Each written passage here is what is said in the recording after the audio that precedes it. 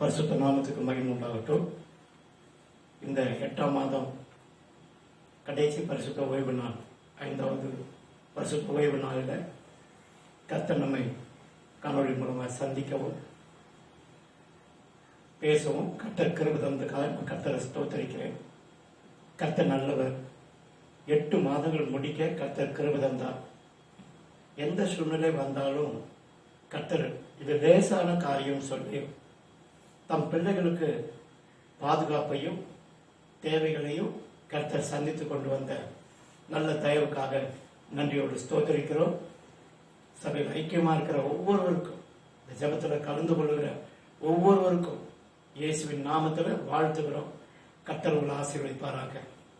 சில வார்த்தைகளை நாம் தியானிக்க போகிறோம். இந்த 5வது பரிசுத்த ஓய்வு நாளில் சாம் தான் ஒரு போன வாரம் ஒரு நடத்துனதுனால இன்றைக்கு இந்த நாளை நான் எடுத்துக்கொள்ளும்படியாக கர்த்தர் கிருபை தந்ததுக்காக நான் ஸ்தோத்திரிக்கிறேன்.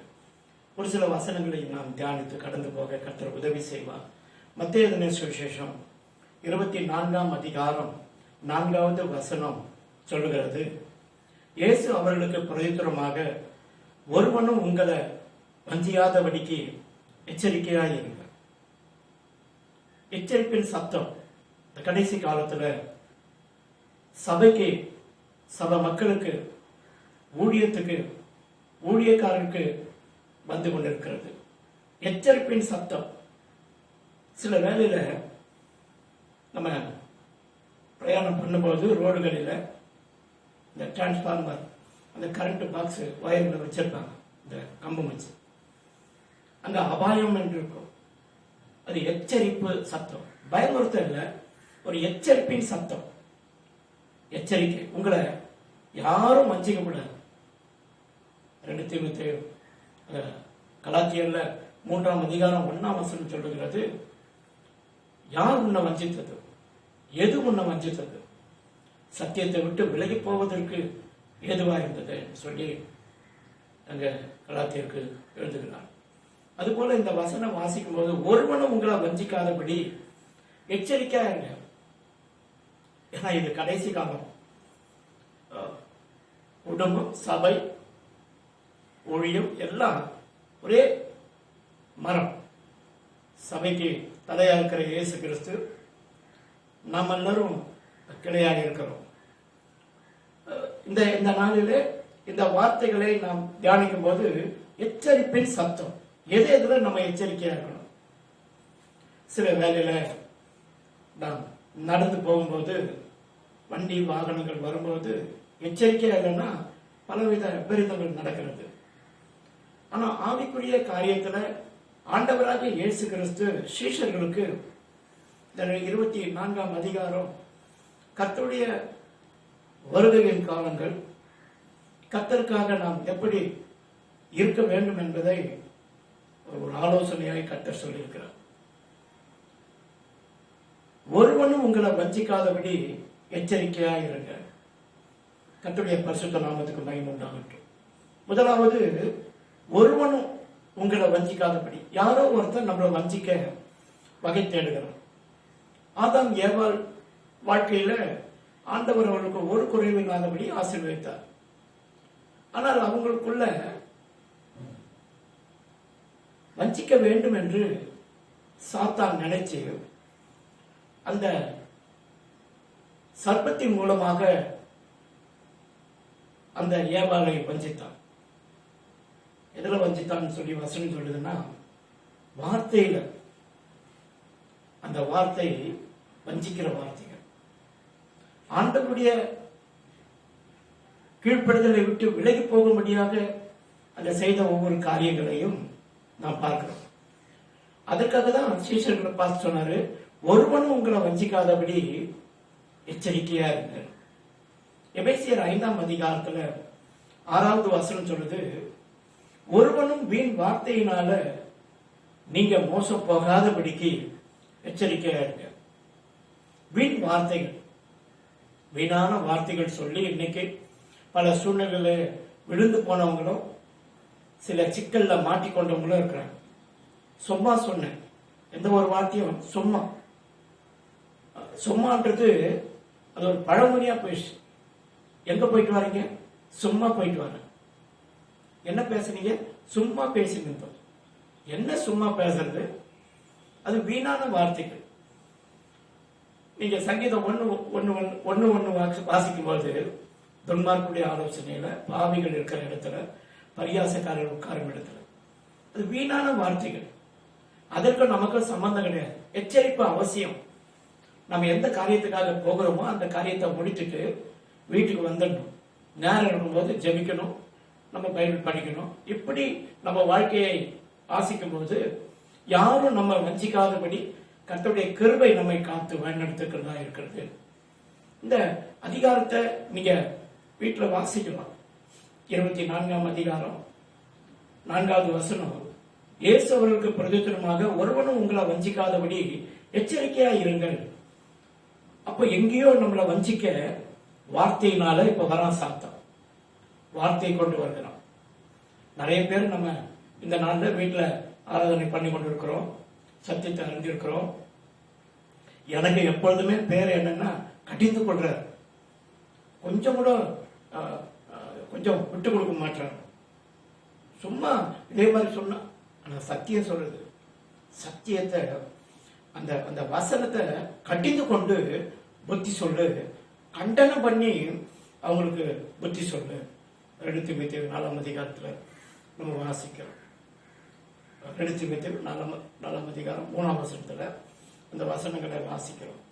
நான் ஏன் சொல்றேன்னா, கடிந்து கொண்டு புத்தி சொல்றேன். சிநேகிதர் அடிக்கிற அடி அது நம்முடைய இருதயத்தை பாதாளத்தில் தப்பித்துக்கும். சில அன்பின் முத்தங்கள்னால, சத்துருக்கள் விடுற முத்தங்களால நாம் சில இழப்புகளை இழந்து போயிருக்கிறோம். ஆண்டவராகிய இயேசு கிறிஸ்துவை கொடுத்து அப்படியே கட்டி பிடிச்சு முத்தம் கொடுத்தார். அப்போ ஆண்டவர் சொன்னாரு, சிநேகிதனே முத்தத்தினால காட்டி கொடுத்தாயான்னு சொல்லி. சிலர் கட்டித்து புத்தி சொல்லும் போது சிலருக்கு பிடிக்காது. அது ஆரோக்கியமான உபதேசம். சிலர் நல்ல வார்த்தையே சொல்லுவாங்க. நீ வாழாக்காம தலையாகுவ, நீ கீழாக்காம மேலாகுவ, 1000 மடங்கு உன்னை ஆசீர்வதிப்பார், நீ கடன் கொடுப்ப, கடன் வாங்க மாட்ட, உனக்கு நோய் வராது, உனக்கு நல்ல சுகம் பலம் கொடுப்பாரு. பரிகாரியாகிய கர்த்தர். அதுக்கு ஏற்ற வார்த்தைகளை நாம் வைத்து ஜெபிக்க வேண்டும், நடக்க வேண்டும். அப்படி நடந்தா கண்டிப்பா பரிகாரி வசனத்தை அனுப்பி குணமாக்குவார். அவருடைய வார்த்தையில வல்லமை உண்டு, அற்புதங்களை செய்கிறவர். நாம் வீண் வார்த்தையில மோசம் போகாதபடிக்கு எச்சரிக்கையா இருக்கும்.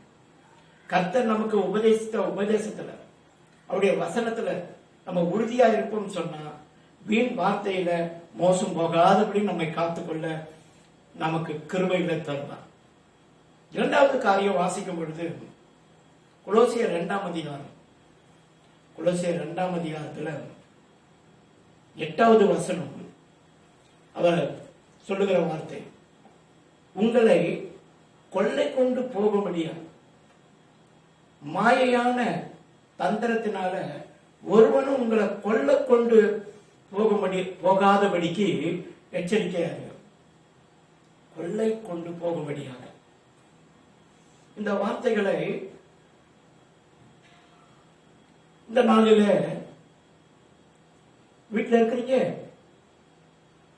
எங்க பாஸ்டர் நாங்க கூடி ஜெபிக்கிறோம், வீட்டில் ஜெபிக்கிறோம். ஆண்டவர் நமக்கு வல்லமுள்ள கர்த்தர். அவர் நமக்குள்ள இருக்கும்போது எந்த சாத்தம் வரப்போறோம், எந்த அதிகாரம் வரப்போறோம், நம்மள கூடி ஜெபிக்கலாம். கொள்ளையாடி கொண்டு போகிறது. கீழ்ப்படுகிற கர்த்தருடைய வார்த்தையை கொண்டு ஊழியக்காரர் உபதேசித்து அந்த உபதேசத்தை விட்டு கொள்ளை கொண்டு போகிறது. கூடி ஜெபிப்பது நல்லது. ஆனால் Jehovah witness, only Jesus, holy spirit கிடையாது. என்னென்ன காரியங்கள் இருக்கு நமக்கு தெரியாது. பைபிள் எடுத்துன்னு வந்துட்டாங்கன்னா கிறிஸ்டின். நீ இருக்கிற இடத்துல கர்த்தருக்குள்ள நிலைத்திரும். நீ படிச்ச வேதம், நீ கற்றுக்கொண்ட செய்தி, பிரசங்கம் போதும். அதை தியானித்தா போதும். இந்த 4 மாசங்கள் 5 மாசங்கள் இங்க கூப்பிடுறாங்க, அங்க ஆடுறாங்க, இங்க குதிக்கிறாங்க, இங்க என்ன மாதிரி குதிக்கிறாங்க. போங்க, நரகத்துக்கு ஆளுகளை சேர்க்கும்படியான காலம் வந்து விட்டது. இந்த சைடு பரலோகத்துக்கு சேர்க்கும்படியான கண்டிப்பும் கண்டனம் பண்ணி புத்தி சொல்லுகிற காலம்.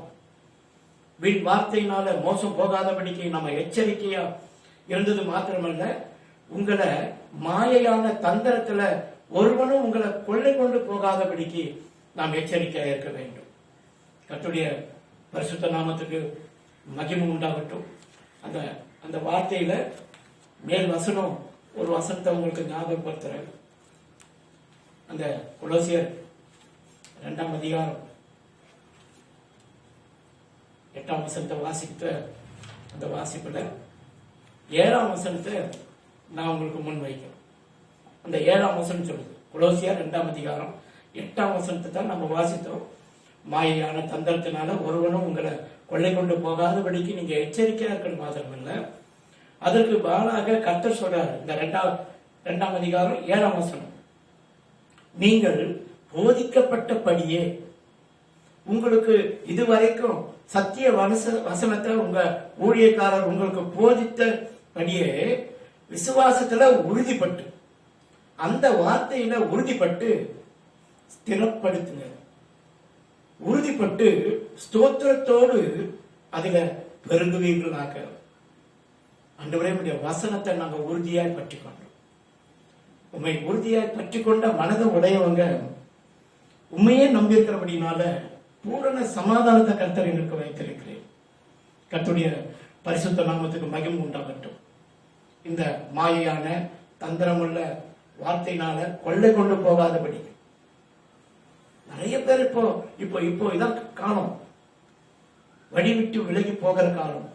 இதுவரைக்கும் நம்ம குடும்பத்துல சபையில இருக்கிறோம், இங்க பாட்டு பாடுறாங்க, இங்க குதிக்கிறாங்க, அங்க குதிக்கிறாங்க. நீங்க 2 பேர் 3 பேர் வீட்டுல அமர்ந்திருந்து ஆண்டவரை மட்டும் மகிழ்படுத்துங்க. இடறி போக மாட்டீங்க. நம்ம சத்தியத்தை விட்டு விலகி போக மாட்டோம். ஏன்னா நமக்கு சத்தியத்தை அறிந்திருக்கிறோம். சத்தியத்தை அறிவீர்கள், சத்தியம் உங்களை விடுதலையாகும். புதுசா ஒண்ணும் நடனம் ஆட தேவையில்லை, குதிக்க தேவையில்லை. இருக்கிற இடத்துல நாம் இடறி விடாதபடி, கொள்ளை கொண்டு போகாதபடிக்கு நாம் எச்சரிக்கையாய் இருக்க வேண்டும். 3வது இந்த காரியத்துல அந்த விசுவாசத்துல உறுதிப்பட்டு ஸ்தோத்திரத்தோடு அதுல பெருகுங்க. கொடுத்த வசனத்துல அதை கடைப்பிடிங்க, செயல்படுங்க. அதுக்கு ஆண்டவருக்கு நன்றி சொல்லுங்க, ஸ்தோத்திரம் பண்ணுங்க. கர்த்தர் அந்த சில சூழ்நிலையில சிக்கல்ல இருந்து உங்களை விடுதலை கொடுக்க தேவன் உண்மை உள்ளவராக இருக்கிறார். கர்த்தருடைய பரிசுத்த நாமத்துக்கு மகிமை உண்டாகும். 3வது காரியத்தை பார்க்கும்போது,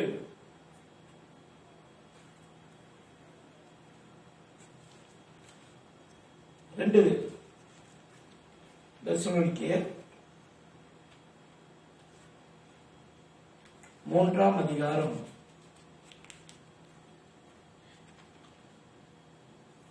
3வது வசனம். இந்த காரியத்துல நாம் அறிந்து கொள்ள வேண்டியது ஒன்றே ஒன்றுதான். இந்த 3ஆம் அதிகாரம் 3வது வசனம், கர்த்தரோ உண்மை உள்ளவர், அவர் உங்களை ஸ்திரப்படுத்தி தீமையிலிருந்து விலக்கி காத்துக் கொள்வார். கர்த்தருடைய பரிசுத்த நாமத்துக்கு மகிமை உண்டாகும். எச்சரிக்கையா இருந்தோமா, ஆண்டவர் உண்மை உள்ளவர், நம்ம ஸ்திரப்படுத்துவார், திடப்படுத்துவார், தீமையிலிருந்து விலக்கி காத்துக் கொள்வார். வருகிற தீமையிலிருந்து அவர் சொல்றாரு, இந்த 4 மாதங்களும்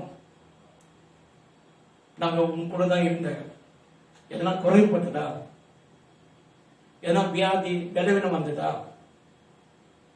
ஒன்னும் இல்லை ஆண்டவரே, போதும், இயேசு எனக்கு போதும். எந்த நாளிலும் இயேசு எனக்கு போதும். எச்சரிப்பா நாங்க இருக்கிறோம். எங்களை யாரும் வஞ்சிக்காதபடி, எங்களை வீண் வார்த்தையில சிக்கொண்டு போகாதபடி. ஆமா, ஒரு நாள் சீக்கிரமா நம்ம ஆராதனையில வந்து ஆண்டவருக்கு சாட்சி கொடுக்க போகிறோம். அனுபவம் எத்தனையோ பேர் எங்களை கூப்பிட்டாங்க. நான் ஊழியம் துவங்கும் போது அந்த அருமையான தாயா கூட நான் இருப்பேன். நிறைய பேர் சொல்லுவாங்க, உனக்கு கிருபை இருக்கு, உனக்கு நல்ல ஜெபம் பண்ற, நல்ல பேய் ஓடுது, நோய் போகுது, நீ தனியாவே நீ செய்யலாமே. எத்தனை பேர் என்ன இடர வைத்தாங்க. கர்த்தர் அழைத்தவர் உண்மை உள்ளவர். அவருக்காக நாங்க உண்மையா இருந்தோம்.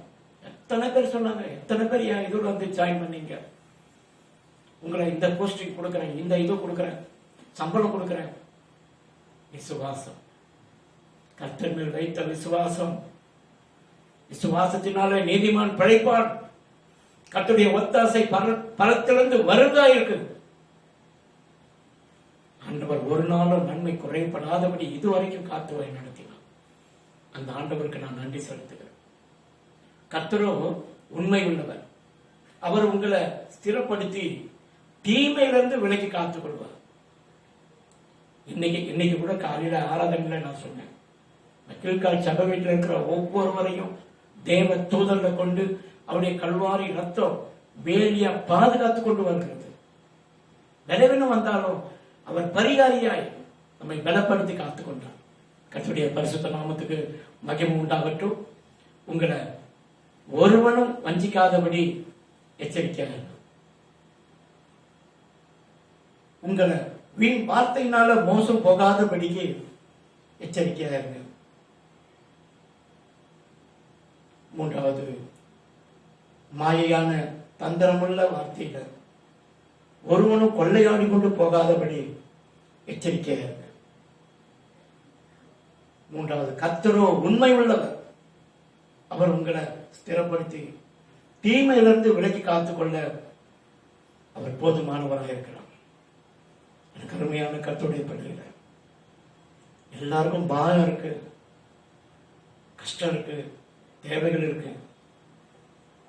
கர்த்தர் ஒருவர் மாத்திரம் நம்மோடு கூட இருக்கிறதுனால எல்லாவற்றுக்கும் போதுமானவராக இருக்கிறார்.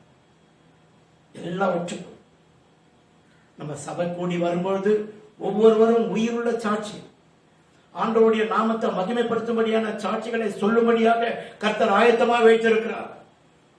இந்த சத்தத்தை கேட்கும்போது உங்க சரீரத்தில், குடும்பத்தில் அற்புதங்கள் நடந்து கொண்டிருப்பதை நீங்க பார்க்கலாம். இந்த பரிசுத்த ஆவியானவர் உங்களிடத்துல இருக்கார் என்பதை நிரூபிப்பார். தற்பெருமைக்காக, தன் புகழுக்காக அல்ல, எல்லா மகிமையும் கனமும் கர்த்தர் ஒருவருக்கே இதுவரைக்கும் நடத்தினவர். 8 மாதங்கள் முடிக்க வைத்தார். இந்த 9வது மாதம் முதல் தேதியில கர்த்தர் சொல்றார், மறுமொழி கொடுத்து, நான் மறுமொழி கொடுத்து பூமியில உங்களை நிந்தையாய் வைக்க மாட்டேன். விளைச்சல்கள் வரும், தானியங்கள் பெருகும், நீங்க திருப்தியா சாப்பிடுவீங்க. கர்த்தர் உங்களுக்கு ஒரு நன்மையும் குறைபடாதபடி கர்த்தர் ஆசீர்வதிப்பார். கர்த்தருடைய பரிசுத்த நாமத்துக்கு மகிமை உண்டாகட்டும். கர்த்தர் நம்மோடு கூட இருந்து பெரிய காரியங்களை செய்து கொண்டு வருகிறார், இன்னும் செய்ய போகிறார். இன்றைக்கு நாம அனுபவிக்கிறோம், கண்ணால பார்க்கிறோம். வேதத்துல பார்த்தோம், கொள்ள நோயில எத்தனை பேர் செத்தாங்க, அத்தனை பேர் செத்தாங்க. இப்ப கண்ணால நம்ம பார்க்கிறோம். ஆனாலும் கர்த்தர் இந்த வாழ்க்கையில, இந்த நாட்களில நம்மையும் கர்த்தர் ஜீவனோடு வைத்திருக்கிறார், உயிரோடு வைத்திருக்கிறார். அவருக்கு மகிமையும் கனமும் செலுத்துவோம். இந்த வார்த்தைகளை இன்றைக்கு கொடுக்கும்படியாக கர்த்தர் கொடுத்த அந்த நல்ல தருணத்துக்காக நான் கர்த்தரை ஸ்தோத்திரிக்கிறேன். நீங்கள் வீட்டில் வாசிக்கும் பொழுது சங்கீதம் 81ஆம் சங்கீதம் வீட்டில் வாசிங்க. 81ஆம் சங்கீதம் ஆண்டவர் இந்த பரிசுத்த ஓய்வு நாள் 5வது வாரத்தில் கர்த்தர் கொடுத்திருக்கிறார். வாசிப்போம், கர்த்தருடைய நாமத்தை மகிமைப்படுத்துவோம். சோர்ந்து போகாதீங்க, உற்சாகமா இருங்க. கர்த்தருடைய நாமம் மகிமைப்படுவதாக. கர்த்தர் இந்த வார்த்தைகளை ஆசீர்வதிக்கும்படி நான் ஜெபிப்பேன். எங்களை அதிகமாக நேசிக்கிற பரலோக பிதாவே, இந்த வார்த்தைகளை கொடுக்கும்படியா இந்த நேரத்தை கொடுத்ததுக்காக ஸ்தோத்திரம். கேட்கிற ஒவ்வொருவரையும் எச்சரிப்போடு, தெளிந்த புத்தியோடு உம்முடைய நாமத்தை மகிமைப்படுத்த கர்த்தர் கிருபையாக ஆசீர்வதிங்க. இயேசு கிறிஸ்துவின் நாமத்தில் ஜெபிக்கிறோம் ஜீவனுள்ள பிதாவே, ஆமென், ஆமென். God bless you. கர்த்தர் உங்களை ஆசீர்வதிப்பாராக. ஆமென்.